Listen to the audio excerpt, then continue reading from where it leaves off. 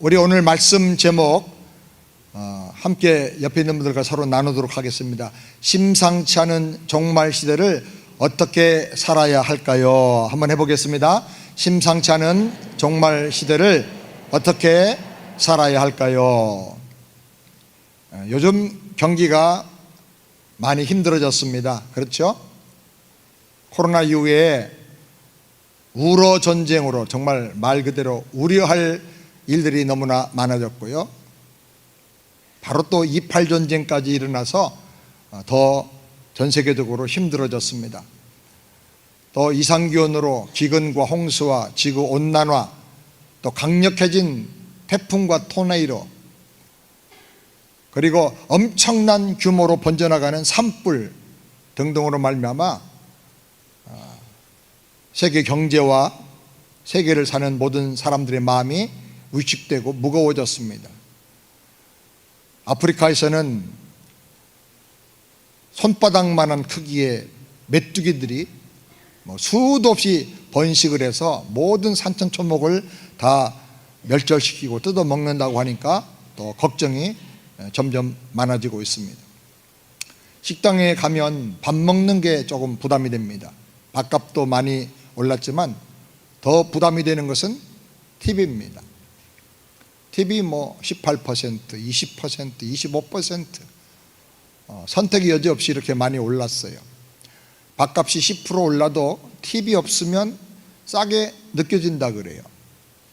그렇게 되니까 팁 없는, 팁 안 받는 식당들도 아틀란타에 점점 많아지는 것 같아요.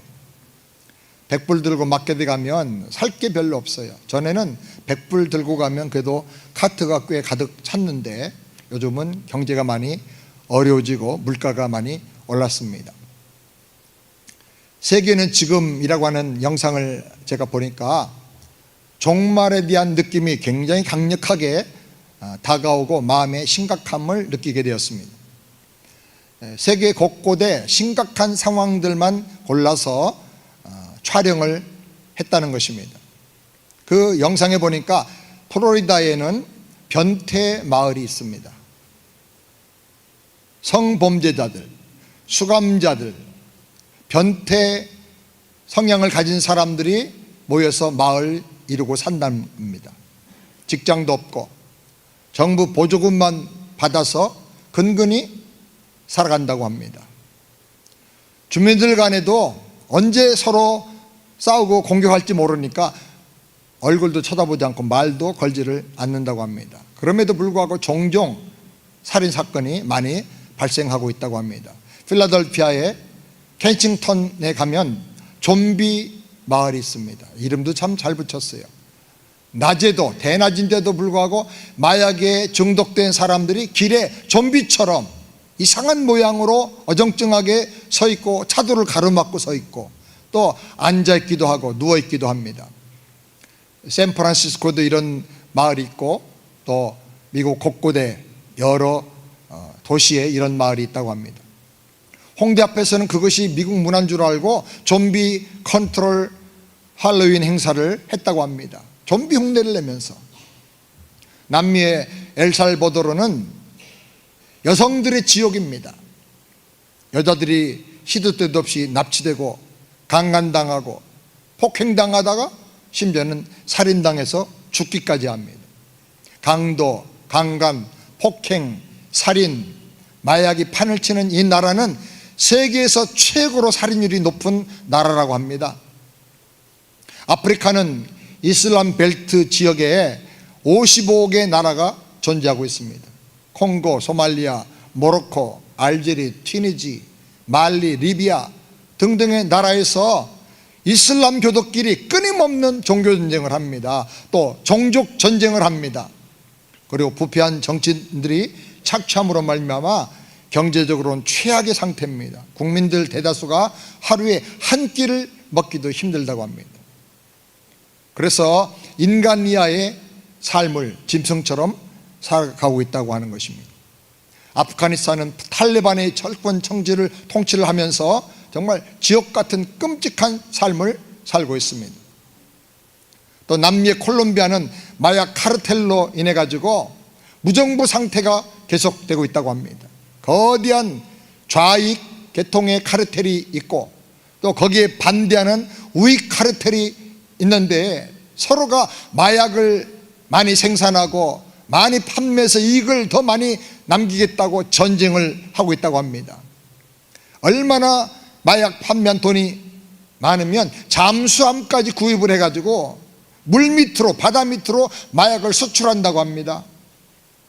중무기로 현대판 미사일 같은 무기들을 가지고 무장한 반군들이 정부군과 싸우는데 정부의 군대가 이길 수가 없다고 합니다. 청년들을 납치하고 데려다가 무서운 카르텔에 가입시키고 마약과 폭력과 살인을 가리키고 있다고 합니다. 그러니 온 나라에 소망이 없는 것이죠. 아르헨티나는 엄청난 인플레이션으로 말미암아 나라가 거의 거덜난 상태라고 합니다. 70페소짜리가 갑자기 2페소 정도로 떨어지는 거예요. 가격이. 물가 상승률을 잡지 못해서 국가가 부도 직전 상태라고 합니다. 물가 상승이 얼마나 심각하면 월급을 받든지 돈이 생기면 바로 그 자리에서 써야 된답니다. 왜냐하면 몇 시간 지나고 하루 지나면 값이 뚝 떨어지기 때문에 저축하고 전략하고 이런 개념이 없다는 것입니다. 전년도 대비 물가 상승률이 124%나 올랐다고 합니다. 그야말로 인플레이션 지옥입니다. 브라질의 상파울로 크라콜란지자라고 하는 동네도 마약 중독자들이 넘쳐나는 그야말로 좀비의 거리가 되었다고 합니다. 넘쳐나는 중독자들이 대낮에 길에서 대변, 소변을 그냥 다 보고 공개적으로 거기서 마약을 주사하고 거기서 밥 먹고 거기서 또 사랑하고 거기서 잠도 잔다고 합니다. 거기를 지나다니는 사람들마다 말하기를 짐승도 이보다는 더 낫게 살 것이다, 그렇게 말한다는 것입니다.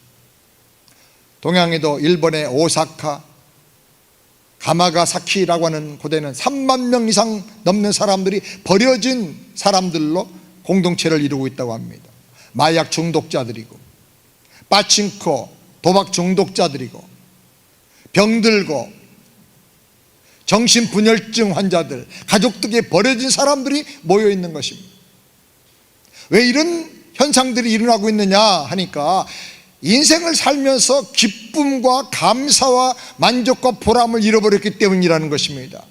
공황장애가 오고 성격 조절 장애가 오고 많은 사람들이 우울증에 빠져 있다는 것입니다.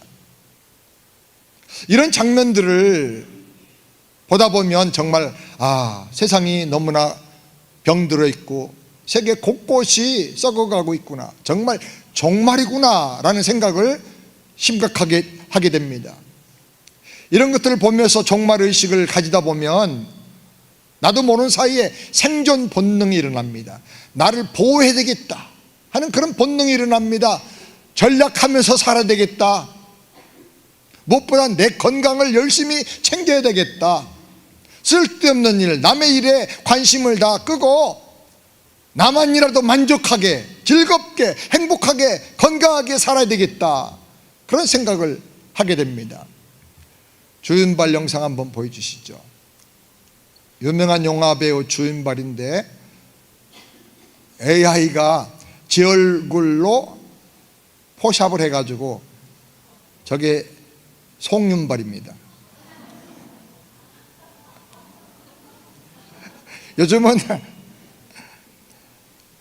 AI라든지 컴퓨터라든지 그 밖에 여러 가지 다양한 과학기술로 말미암아 얼마든지 나 홀로 즐겁게 내가 하고 싶은 것 다 하면서 살 수 있는 이런 세상이 되었습니다. 그러니 다른 사람, 세상 어떻게 돌아가는지 관심 갖지 말고 그냥 나만 즐기고 살자, 이런 사람들이 점점 많아지고 드러나는 것입니다. 그러다 보니까 또 다른 종말의 증상이, 징조가 하나 더 나타나게 되는 것입니다.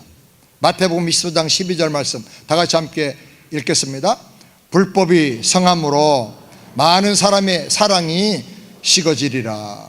세상이 어떻게 됐든 간에, 사람들이 어떻게 죽어 자빠지든 간에 그냥 나만이라도 만족하면서 다른 사람에게 신경 쓰지 말고 나만 행복한 인생, 건강한 인생을 살자는 것입니다. 그래서 구제도 선교도 다른 사람을 도와주고 섬겨주고 사랑을 나눈 것도 다 중단하고 오직 나만 생각하면서 사는 것입니다. 그러다 보니까 어떤 학자가 말하기를 세계 전체의 종교, 모든 종교들이 점점 사랑이 없고 긍휼이 없고 자비가 없는 황량한 종교로 변하고 있다라고 말합니다. 목회자들도 사랑의 마음이나 열정 없이 상투적인 설교로 신자들이 설교를 들어도 감동을 받지 못하고 영감을 받지 못하고 도전을 받지 못하고 비전을 갖지를 못하게 된다는 것입니다. 이민사회 어떤 목회자는 교인들이 얼마 안 되는데 어떻게든지 문제를 이렇게 해가지고 교인들을 자꾸 나가게 합니다. 전도에서 사람들이 오게 해야 목회가 되는데 이분은 거꾸로 목회를 하는 거예요. 나가게 하는 거예요. 그래서 다 나가고 나면 교회 재산을 목사 혼자가 다 독차지해 버린다는 것입니다. 아틀란타도 이런 교회가 있고요, 이런 교회가 너무 많다는 거예요. 교인들 다 쫓아내고 교회 건물과 땅과 재산을 자기 혼자 개인적으로 독차지한다는 거예요. 아틀란타에 제가 상담을 받다 보니까 어떤 목사님은 마사지 팔러 사장이에요. 교인들은 다 마사지로 보내는 거예요. 거기서 아주 부편 성적인 서비스도 제공하게 만든다는 거예요. 세상에 그런 사람이 어떻게 목사가 돼요? 어떤 사람은 비즈니스를 차려가지고 목사하면서 동시에 사장이에요. 성도들은 다 거기서 월급 받고 일하는 직원이에요. 사랑의 관계, 영적 관계가 아니고 주고받는 물질적인 관계로 교회를 이끌고 나가는 그런 사람도 있다는 것입니다.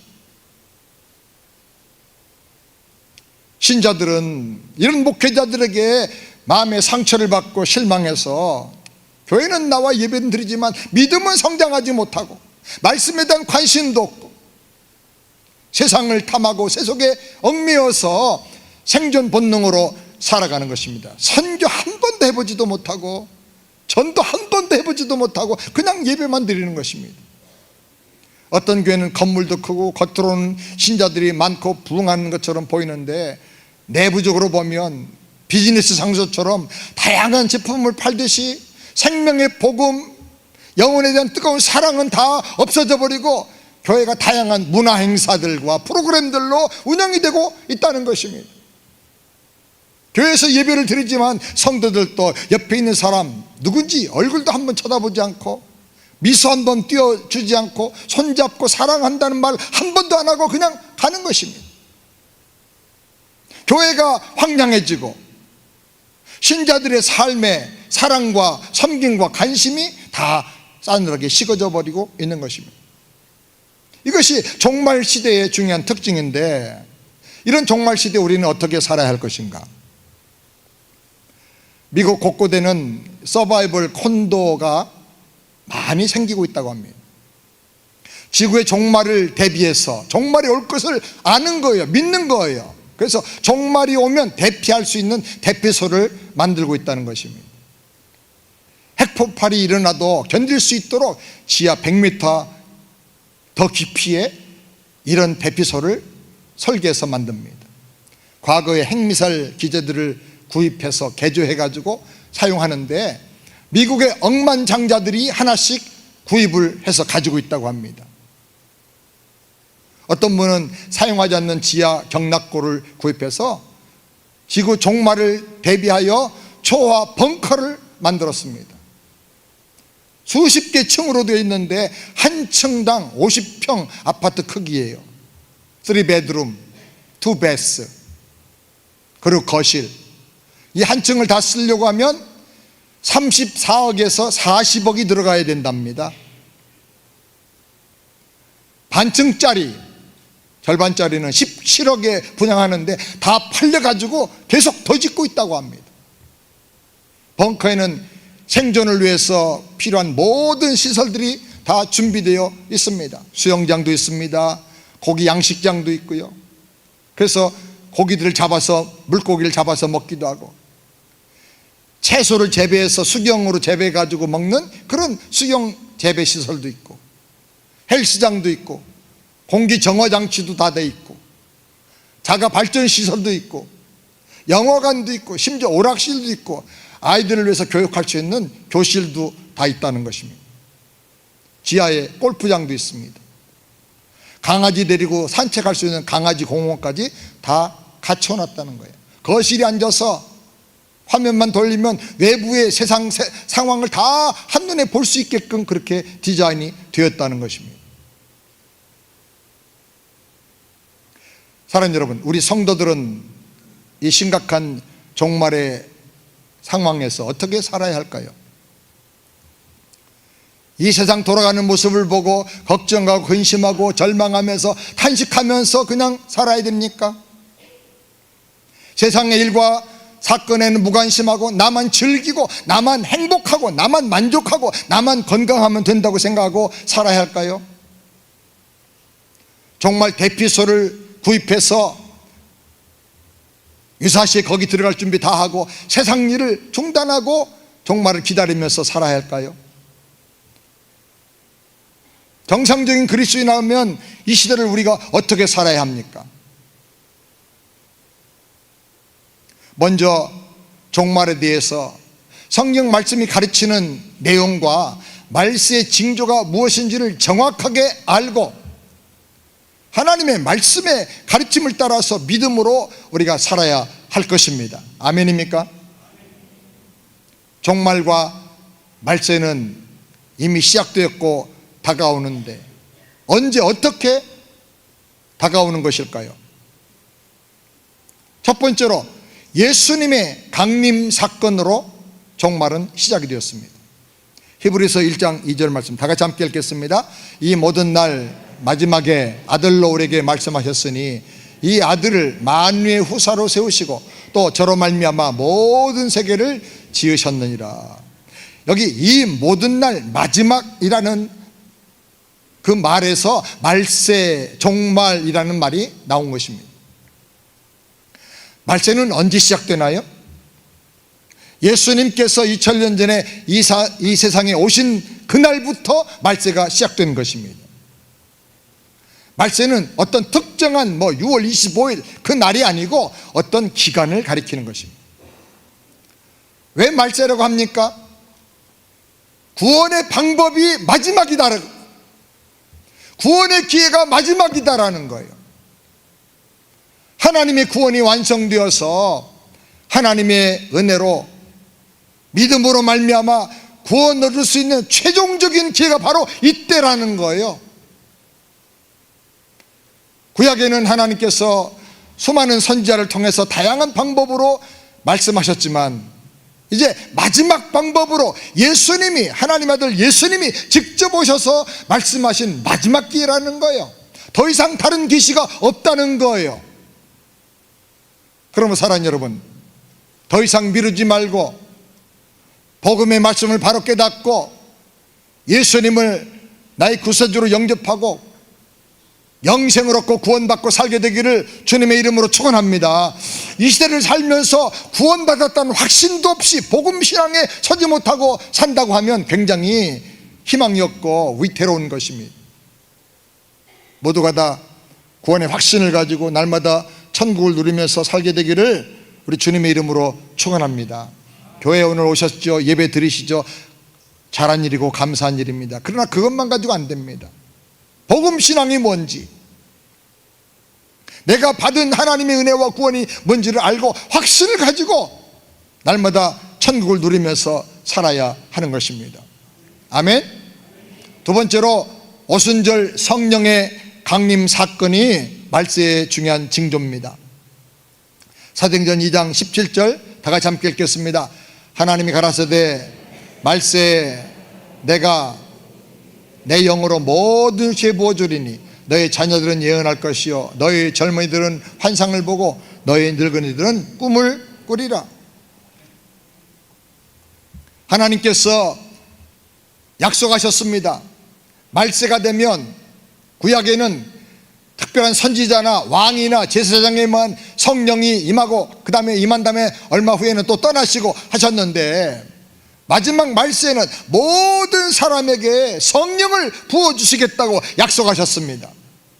그 약속이 2000년 전 오순절 마가의 다락방에 그 자리에서 성취가 된 것입니다. 약속을 믿고 기도하던 사도들과 120명의 제자들에게 성령이 충만하게 임했습니다. 그들이 성령의 충만을 받고 초대교회가 폭발적으로 부흥하게 되었습니다. 성도들이 성령을 받고 모든 유대인들의 핍박과 로마인들의 핍박을 다 이기고 오히려 로마를 복음으로 변화시키고 땅끝까지 복음을 들고 나가서 온 세계에 복음을 전한 것입니다. 그리고 이 시대를 살고 있는 오늘 우리가 성령을 받아서 예수를 믿게 된 것입니다. 아멘. 누구든지 성령으로 말미암지 않고는 예수를 그리스도라고 믿고 신할 수가 없다고 했습니다. 그러면 내가 예수를 주님으로 믿고 주님으로 고백하고 시인한 그 자체가 이미 내 안에 성령님이 오셨다는 증거인 것입니다. 우리가 성령의 권능을 받고 능력을 받아서 믿음으로 승리하며 살 수가 있고, 누굴 만나든지 예수님이 우리의 유일한 구세주인 것을 전하면서 살 수가 있는 것입니다. 말세에 이 세상을 살려고 하면 다 성령 충만함을 받아야 합니다. 따라서 합시다. 성령 충만 주시옵소서. 나도 받아야 됩니다. 모든 육체계 부어주겠다고 약속하셨습니다. 그러므로 목회자나 선교사만이 아니라 모든 성도가 다 성령 충만함을 받아야 하는 것입니다. 세 번째로, 예루살렘 성전이 무너진 사건이 종말의 중요한 징조입니다. 누가복음 21장 6절 다 같이 함께 읽겠습니다. 너희 보는 이것이 날이 이르면 돌 하나도 돌 위에 남지 않고 다 무너뜨리우리라. 당시 예수님께서 예루살렘 성전이 무너지리라고 말씀하니까 아무도 믿지 않았어요. 어떻게 하나님께 예배하는 이 성전이 무너지느냐, 어떻게 이 거대하고 수십 년 동안 건축한 이 아름답고 튼튼한 성전이 무너지느냐라고 사람들이 의심했습니다. 그런데 주 70년 8월 9일에 로마의 타이투스 장군이 예루살렘 성을 포위하고 함락해서 다 무너뜨렸습니다. 1차 솔로몬이 건축한 성전은 주전 586년 8월 9일에 무너졌습니다. 그런데 2차 성전도 같은 날 무너진 것입니다. 정말 신비한 것은 1차 성전이 무너졌을 때와 두 번째 무너진 것이 같은 날이에요. 그때 유대인이 110만 명이 예루살렘에서 죽었습니다.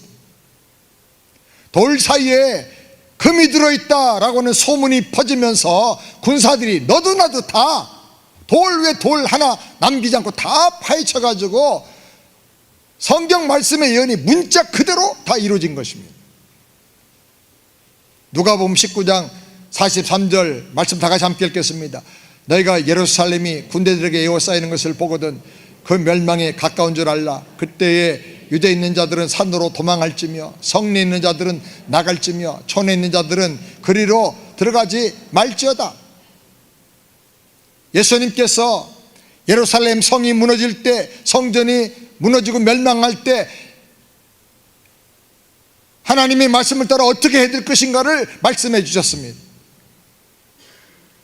이 말씀을 믿었던 제자들과 신자들은 말씀 그대로 성 밖으로 다 피신했습니다. 그리고 베레아라고 하는 도시에 있는 펠라라고 하는 지역에 모여서 예루살렘 멸망 때 다 죽는 그 재앙을 피할 수가 있었습니다. 그런데 들판 있다가 환난 당하면 안 되니까 성으로 들어가자. 도시 속에 들어가면 군대가 우리를 보호할 거야. 그래서 성으로 들어간 사람들은 한 사람도 살아남지 못하고 다 죽은 것입니다. 성경의 예언은 정말 무서울 정도로 정확하게 성취가 되는 것입니다. 우리는 이 하나님의 말씀 예언이 1.1획도 틀림없이 성취되는 이런 종말의 시대에 살고 있습니다. 그렇기 때문에 하나님의 말씀을 바로 알아야 됩니다. 바로 믿으시길 바랍니다. 그리고 철저하게 순종하는 삶을 훈련받으면서 살게 되기를 바랍니다. 미루면 안 됩니다. 말씀 그대로, 말씀이 명하는 대로 우리가 그렇게 순종하면서 살도록 훈련을 해야 됩니다. 네 번째로 이스라엘 백성들의 흩어짐입니다.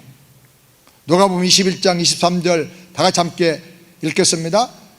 이 날들은 기록된 모든 것을 이루는 형벌의 날이니라. 그날에는 아이벤 자들과 젖먹이는 자들에게 화가 있으리니 이는 땅에 큰 환난과 이 백성에게 진노가 있겠음이로다.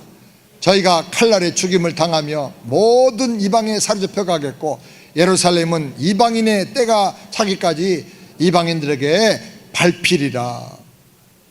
예루살렘이 멸망할 당시에 110만 명이 죽었습니다.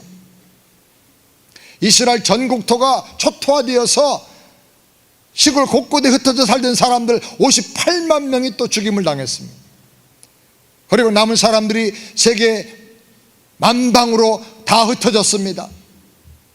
그런데 그때 생존했던 사람과 그 후손들이 2차 세계대전 중에 독일 나치에 의해서 학살당했는데 그때 죽은 유대인들이 약 600만 명가량 됩니다. 그 중에는 200만 명이 아무것도 모르는 어린아이들이었습니다. 그 숫자는 그 당시에 지구상에 있던 유대인들의 60%가 그때 죽었다고 하는 것입니다. 그뿐이 아닙니다. 그 후에 유럽과 세계 곳곳에 흩어졌던 사람들이 핍박을 당하고 러시아에서 공산당에게 죽은 유대인들만도 700만 명 가까이 된다는 것입니다. 예수님을 십자가에 못 박으면서 혹시 이것이 죄라고 하면 그 죄를 우리와 우리 자손들에게 돌리라고 유대인들이 그때 소리를 질렀습니다. 그들은 하나님의 심판을 믿지 않았습니다. 예수님이 구세주인 것을 믿지 않고 예수님을 십자가에 못 박았습니다. 이것이 죄라는 생각도 못한 것이죠. 그들은 하나님의 뜻에 대해서 무지한 채 그런 끔찍한 죄를 범하고 그 모든 죄값은 우리에게 돌려라, 우리 자손에게 돌리라고 했는데 그 말 그대로 예수님이 경고하고 예언하신 그 말씀 그대로 예언이 성취되어서 나라가 완전히 망하고 수백만 명이 죽고 세계 곳곳에서 밟히고 핍박을 당하면서 온 백성들이 전 세계로 흩어지게 된 것입니다. 그러므로 사랑하는 여러분, 이런 예언이 성취된 것을 우리가 역사를 통해서 확실하게 확인할 수 있다고 하면 더 이상 하나님의 말씀을 불순종하는 죄를 범하면 안 되는 것입니다.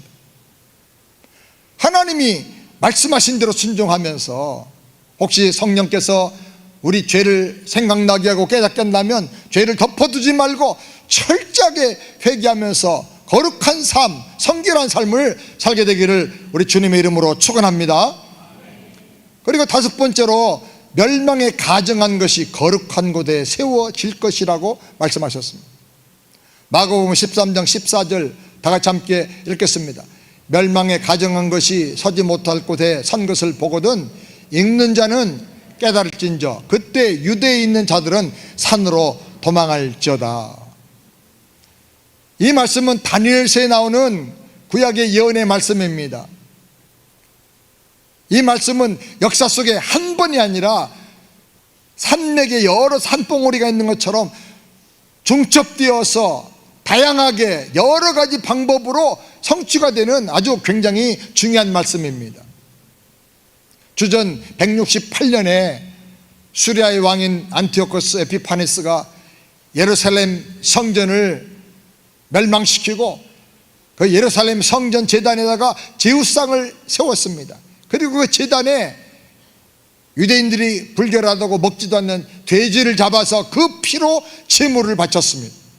그때 거룩한 곳에 멸망에 가증한 것이 서게 되는 1차 성취가 이루어지게 됩니다. 그리고 주 70년에 로마의 타이터스 장군이 예루살렘을 점령한 후에 로마 군단의 깃발 황제가 우리의 신이고 황제가 우리의 왕이다 라고 하는 로마 군단의 그 깃발을 예루살렘 성 동쪽문에 높이 세웠습니다. 그래서 그때 2차로 이 예언이 성취가 된 것입니다. 그런데 그것으로 끝나지 않고 현재 우리가 살고 있는 이 시대는 예루살렘 성전의 그 자리에 이슬람의 황금동 모스크가 세워져 있는 것입니다. 전 세계의 정치와 경제와 사회와 문화의 그 기초에는 종교가 있습니다. 세계 5대 종교 중에 3대 종교의 발상지가 바로 예루살렘입니다. 예루살렘에서 유대교가 뿌리를 두고 있고, 또 기독교가 거기에 근거를 두고 있고, 또 무슬림이 거기에 근거를 두고, 아브라함이 모리아산에서 이삭을 바쳐 제물로 드린 게 아니라 이스마엘을 바쳤다라고 주장하면서 거기를 자기들의 성지로 생각하고 모슬렘의 저 모스크 돔을 거기 세운 것입니다. 왜 세웠느냐? 언제 세웠느냐? 주 691년에 팔레스틴에 주인이 없으니까 이스라엘 유대인들은 다 멸망당하고 전 세계로 흩어져서 이방에게 밟히게 되니까 거기에 모스크를 세운 것입니다. 여기는 다윗이 여호와를 위해서 제단을 만들었던 여부스 사람 아르낙의 타작 마당입니다. 여기는 아브라함이 이삭을 드렸던 바로 모리아산입니다. 그런데 여기에 무슬림의 돔을 세운 것입니다. 그래서 여기가 현재 팔레스타인 자치정부와 이스라엘 정부 사이의 통치권을 주장하는 종교 분쟁의 아주 핵심적인 것입니다. 예루살렘을 여행하고 성지를 순례하다 보면 하루에 5번씩 큰 확성기 소리로 무슬림의 목회자인 아잔이 기도를 합니다. 코란을 크게 읽는 소리가 들려옵니다. 성지 순례하다가 가슴이 미어지고 소름이 끼치는 거예요. 우리 모두가 정신을 차리고 깨어 있어야 합니다. 아멘. 마지막 6번째로 이스라엘 나라가 재건된다는 예언의 성취가 바로 종말의 아주 중요한 표시인 것입니다. 마태복음 24장 32절 말씀 다 같이 읽겠습니다. 무화과나무의 비유를 배우라. 그 가지가 연하해지고 잎사귀를 내면 여름이 가까운 줄을 아나니. 무화과나무는 이스라엘의 상징입니다. 우리가 살고 있는 이 현대 시대에 가장 확실하게 성취된 하나님의 말씀 예언은 이스라엘 국가의 재건입니다. 역사상 나라가 완전히 망하고 국민이 전 세계로 뿔뿔이 흩어져서 2000년 넘게 유랑하던 민족이 다시 나라를 세운 역사가 없습니다. 동서고금을 다 뒤져봐도 오직 이스라엘 나라 하나밖에 없습니다. 상식적으로 이해가 안 되는 거죠. 완전히 망한 나라가 600만 명 이상이 대학살을 당한 유랑민족이 어떻게 힘도 없이 고토로 돌아가서 옛 땅을 회복하고 나라를 세울 수가 있겠습니까? 이것은 절대로 우연히 되는 일이 아니고 상식적으로도 인간의 힘으로 불가능한 일인 것입니다. 마크 트웨인이라고 하는 학자가 있고 문학가가 있는데 그는 팔레스틴에 대해서 관심을 가지고 1870년에 팔레스틴 전 지역을 다 방문하고 여행을 했습니다. 그리고 그곳에 대해서 설명하기를 팔레스타인은 무서운 황폐지다. 황무지도 아니고 그냥 완전히 황폐지다. 어디에서도 초목을 찾아볼 수가 없었고 홍수로 침식되고 그리고 땅이 계속해서 황폐화되는 악화되는 지역이 바로 팔레스타인이다. 물이 조금 있는 곳은 습지인데 거기는 말라리아를 전염시키는 모기들밖에 없다. 20세기가 되기까지 이 땅에 생명을 가지고 사는 것은 소수의 유랑민족, 유목민들밖에 없다. 그렇게 말을 했습니다. 아무도 살 수 없고 아무도 생존할 수 없는 바로 그곳입니다. 그런데 성경은 이렇게 말합니다. 에스겔서 36장 8절부터 다 같이 함께 읽겠습니다. 그러나 너희 이스라엘 산들아, 너희는 가지를 내고 내 백성 이스라엘 위하여 과실을 맺으리니 그들의 올 때가 가까이 이르렀음이니라. 내가 돌이켜 너희와 함께하리니 사람이 너희를 갈고 심을 것이며 내가 또 사람을 너희 위에 많게 하리니 이들은 이스라엘 온 족속이라. 그들로 성읍들에 거하며 빈 땅에 건축하게 하리니 내가 너희 위에 사람과 짐승으로 많게 하되 생육이 중다하고 번성하게 할 것이라. 말도 안 되는 예언이죠. 팔레스타인 땅을 가본 사람이라면 이건 말도 안 된다, 이거는. 그렇게 생각했습니다. 근데 그 예언이 성취가 되어서 이스라엘 나라가 성경 말씀 그대로 다 회복이 된 것입니다. 1948년 5월 14일에 이스라엘이 건국을 선언합니다. 그리고 나서 그들은 이 성경 말씀대로 이루어질 것을 믿고 대규모로 전국에 걸쳐서 나무 심는 조림 사업을 하게 됩니다. 그래서 전국토가 지금 나무로 덮여 있습니다. 습지에서 물을 빼냈습니다. 그리고 황량한 모래 언덕에 나무를 심어서 초목이 자라게 하고, 그리고 토지를 좋은 땅으로 계속 개량하고 방대한 관계 사업을 전국에 걸쳐서 하게 됩니다. 그렇게 했더니 이스라엘이 건국된 1948년부터 1970년까지 좀처럼 비가 안 오던 이 황막한 땅의 강수량이 550%나 늘어났다는 것입니다. 숲에서부터 수증기가 증발하고 공기가 맑아지고 하니까 올라갔던 수증기가 모여서 다시 비가 되어 내려오는 것이죠. 그래서 황무지가 초원으로 바꿔졌어요. 농업이 현대화되고 옥수수, 밀, 목화, 땅콩, 사탕무, 견과류 등등을 생산하기 시작했습니다. 제가 수년 전에 이스라엘을 가서 여행하면서 차를 빌려가지고 운전하고 다니면서 곳곳을 다녀봤어요. 이스라엘 키부츠 농장에서 며칠 잠을 자기도 했습니다. 근데 거기서 수박을 다 수수하고 따간 다음에 남은 밭이 있길래 가봤어요. 그랬더니 얼마나 땅이 기름진지요. 상품성 있는 수박을 다 땄는데도 이만씩한 수박들이 그대로 남아서 버려진 상태예요. 그 땅을 보니까 그 수박밭에 그냥 농사를 짓는 게 아니고 스프링클러 시설을 다 해놓은 거예요. 이 스프링클러가 전 세계적으로 유행하고 있는데 이게 이스라엘에서부터 나온 거예요. 근데 이스라엘은 그냥 스프링클러로 물을 뿌리는 단계가 아니라 더 정교한 스프링클러를 만들어 가지고 물을 전략하면서 가장 효과적으로 식물을 재배하기 위해서 뿌리 바로 밑에다가 구멍을 뚫어서 물이 똑똑똑똑 떨어지게 만드는 거예요. 그럼 물도 전략되고, 그리고 나무가 너무너무 잘 자라는 거예요. 그래서 이스라엘 여행하면서 멋지라든지 여러 가지 과일들을 길에서 사서 먹어봤는데 얼마나 맛있는지요. 지금 이스라엘은 세계에서 두 번째로 포도 생산국입니다. 이스라엘 오렌지는 세계적으로 맛있기로 유명합니다. 포도나 바나나나 대추야자, 레몬, 그 밖에 수많은 과일들, 수많은 채소들이 재배되어서 전 세계로 수출되고 있다고 하는 것입니다.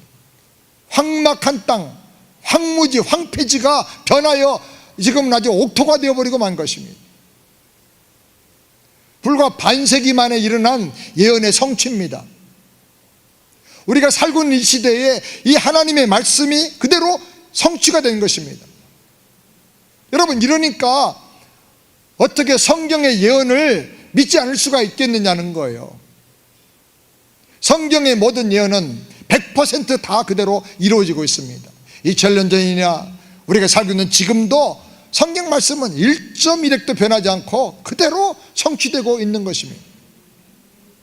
그렇기 때문에 사랑하는 여러분, 하나님 말씀을 확실히 믿고 정확하게 말씀을 배우고 훈련받아서 말씀 중심의 삶을 살게 되기를 주님의 이름으로 축원합니다.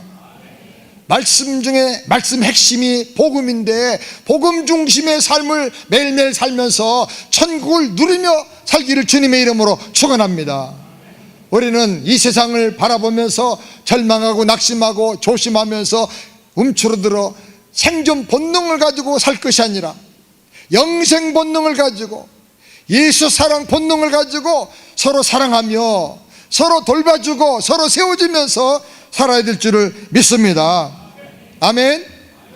마지막 때에 세상은 사랑이 식어질 것이고 불법이 성행하게 되겠지만 주님의 교회, 더욱이 우리 세안교회는 사랑의 공동체가 되어서 상처를 싸매주고 위로해주고 붙잡고 기도해주고 함께 승리하고 함께 영광을 누리는 그런 공동체가 되기를 주님의 이름으로 축원합니다. 다음 주일은 추수감사주일입니다. 종말론을 생각하면서 추수감사절을 생각할 때 얼마나 마음이 또 새로워지고 감동이 되는지 모릅니다. 날 구원하신 주 예수님 그 은혜 얼마나 감사합니까? 나를 구원하기 위해서 마지막 방법으로 이 땅에 오셔서 십자가에서 피 흘려 죽으시고 모든 죄값과 저주를 다 해결해 주셨습니다. 누구든지 믿기만 하면, 회개하고 예수만 영접하고 믿으면 구원을 받게 되고 믿는 즉시 하나님의 나라 천국이 우리 안에 임하는 것입니다. 하나님께서 성령을 부어주셨습니다.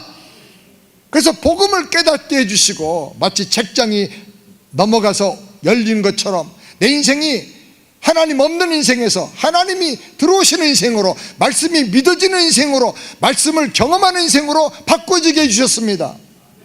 성령께서 우리 안에 계시기 때문에 이런 놀라운 축복을 누리게 된 것입니다. 성령께서 우리 마음을 열어서 예수 믿는 우리 안에 영생이 이미 주어지게 된 것을 믿게 하시고, 예수 믿는 내 안에 하나님의 다스리는 하나님 나라 천국이 이루어진 것을 깨닫게 주시는 것입니다. 그 때문에 얼마나 감사합니까? 감사가 넘치기를 주님의 이름으로 축원합니다. 우리는 지금 이 땅에서부터 천국을 누리고 살아야 합니다. 그리고 점점 완성되어 나타날 영광스러운 하나님 나라 천국을 대망하면서 사는 것입니다. 우리의 삶은 낙심하고 절망하는 지친 종말에 패폐한 삶이 아니라 클라이막스를 향해서, 영광의 그날 향해서 점점 올라가는 그런 충만한 삶이 되어야 할 줄 믿습니다. 여러분의 기쁨도 넘쳐나고 여러분의 감사도 점점 상승해 올라가고, 여러분의 기쁨이, 여러분의 감사가, 영적인 성령의 충만함이 독수리 날개치며 점점 클라이막스를 향해서 올라가게 되기를 우리 주님의 이름으로 축원합니다. 우리 평생 최고의 감사, 최고의 기쁨, 최고의 능력과 권능을 날마다 누리면서 승리하게 되기를 우리 주님의 이름으로 축원합니다. 가슴에 한번 손 얹고 기도하겠습니다. 걸어가신 여호와 하나님 아버지, 우리가 살고 있는 이 시대가 정말 말씀 그대로 종말 말세의 시대를 우리가 살고 있습니다. 수많은 예언의 말씀이 성취되면서 종말의 징조들이 수도 없이 나타나고 있습니다. 그러나 우리가 낙심하지 않고 두려워하지 않고 하나님의 나라가 영광스럽게 임할 것을 대망하는 큰 소망을 가지고 살기를 원합니다. 서로 돌아보고 사랑으로 살기를 원합니다. 서로 일으켜주고 축복하며 살기를 원합니다. 생명의 복음 신앙을 가지고 날마다 감사와 기쁨이 넘치는 삶을 살게 하여 주시옵소서. 우리 가족 식구들 다 예수 복음 전해서 구원받게 하여 주시고, 우리 주변의 모든 일가 친척들 친구들도 다 복음 전해서 모든 사람이 이 마지막 때에 구원받고 하나님 백성들로 거듭나는 놀라운 역사가 있게 하여 주시옵소서.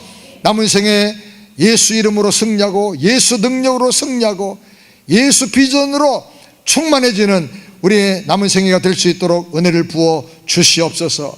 예수님의 이름으로 기도드리옵나이다. 아멘.